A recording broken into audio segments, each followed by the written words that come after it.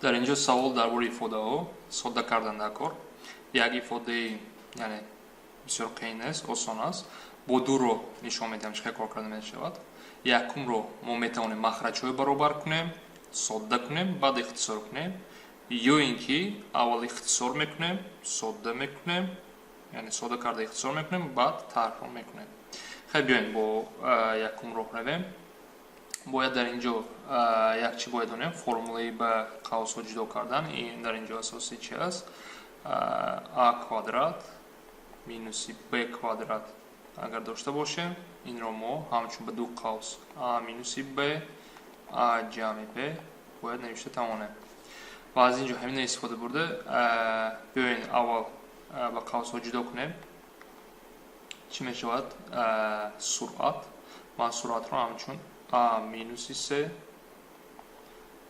a plus c نوشته میتونم و در مخرج ما a minus c داریم. minus c است. و از اینجا نگاه کنین a minus c دو ایفاده در صورت و مخرج اینها اختصار میشه چون که مانند یعنی اخیرا. بعد چی میماند؟ در ایفاده ما a جمع c میماند از کسر مینوس c از اینجا. از اینجا باز c و c اختصار میشوند. این دو عدد اختصار میشوند و در آخر ما جوابی a را میگیریم. جوابی a است. و از اینجا جوابی c. یک نمودی رو یعنی ما چیکار کردیم؟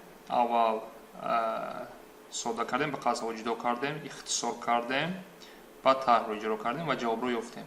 اکنون بیاین با این رو هم درست است، یعنی ما مخرج رو برابر میکنیم.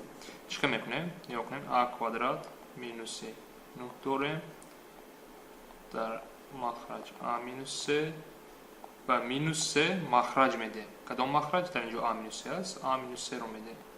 یعنی با a مینوس 3 هم صورت و مخرج رو ضرب میکنیم.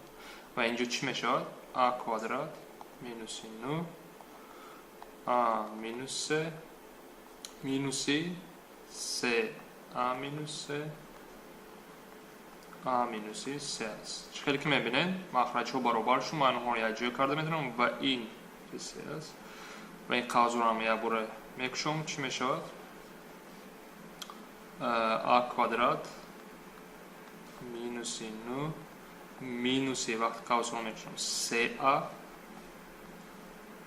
اینجا مینوس وقتی که با این مینوس پلوسی 9 میشه. اینجا مینوس مینوس پلوسی 9 میشه.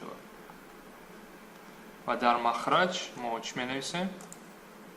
a مینوس 3 درست بکنم و در مخرج a مینوس 3 رو می نویسیم. بیاین اکنون صورت رو ساده کنیم. نیا کنیم مینوس 9 و پلوس 9 اینا می رود. چی می ماند؟ a کوادرات مینوس 3a میماند و در مخرج a مینوس 3. اکنون من با قوس ها جدا کرده میتونم. صورت رو چه جدا میکنم؟ در هر دو ایفاده a هست. همون را اگر از قوس بیرون گیرم a در درون قوس a مینوس 3 میماند. در مخرج ما a مینوس 3 داریم. از اینجا که دیده میتونیم a مینوس 3 ایفاده های یخیل هستند. اینا یا دیگر اختصار میکنم و در آخر جواب ما باز a میماند. کدام رو به شما مقبول تر است همون رو استفاده بوده میتوانید.